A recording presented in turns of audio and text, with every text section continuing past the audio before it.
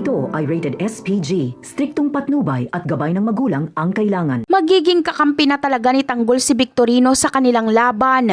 Napagdesisyon na ni Victorino na mas maganda kung makikipagtulungan at makikipagkampihan na lang siya kay Tanggol. Sa paningin ni Victorino, kalaban niya na si Rigor dahil sa matinding kagustuhan niyang pumalit sa posisyon ni Rigor. Ito na ang nakita niyang pinakamadaling paraan para makuha ang gusto niyang mangyari. Samantala, meron talagang malaking plano si Victorino na ilaglag si Rigor para masisante ito bilang hepe ng Inleya. Gusto niyang tanggalin sa pwesto si Rigor para siya na ang pumalit dito. Pero alam ni Victorino na hindi basta-basta magagawa ang balak niyang ito dahil si Roberto ay nasa likod at panig ni Rigor.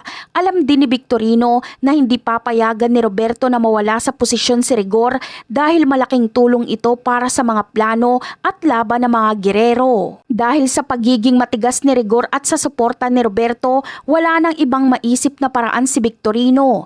Ang tanging natitira niya na lang na baraha ay ang makipagsabwata na lang talaga kila Tanggol. Ito ang pinakahuling alas na gagamitin ni Victorino para siguradong matatanggal si Rigor.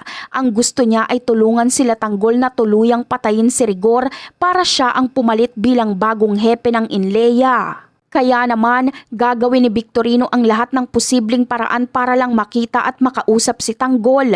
Kailangang magkita silang dalawa para magkasundo na sa kanilang mga plano. Gusto ni Victorino na masiguradong magiging kaalyado niya si Tanggol sa pagpapabagsak kay Rigor. Hindi siya titigil hanggat hindi niya nakakausap at nakukumbinsi si Tanggol sa kanyang mga plano. Sa pag-uusap nilang dalawa, mangangako si Victorino kay Tanggol na tutulungan niya ito. Sasabihin niya kay Tanggol ang lahat ng mga plano ni Rigor laban sa kanila.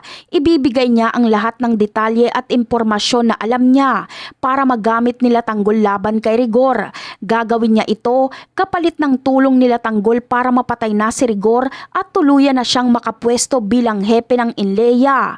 At yan ang aabangan natin. Bye!